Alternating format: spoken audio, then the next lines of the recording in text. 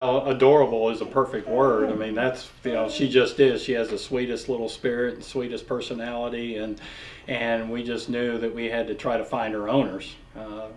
My daughter immediately put up, you know, signs all over the neighborhood, posted, you know, found dog in the social media websites and everything. But after, this was just before Hurricane Michael hit, so nobody really responded at all, and we were just real concerned about trying to find her family, because it was obvious that somebody owned her. She was so well behaved, so well taken care of, and she was somebody's dog. She had a chip that went traced back to Camp Lejeune, North Carolina. So what were you thinking then? Oh yeah, I mean, it's like, oh my goodness, no wonder nobody responded. These people came in from North Carolina, evacuating from Hurricane Florence. So, you know, we had our hurricane, but theirs, you know, was much worse than what we experienced with Michael. And finally, there was a connection made, and we found out that, in fact, Sadie has a brother, Sarge, who is also out there in some capacity, and we're trying to track him down as well. But it's a young family with 4 children,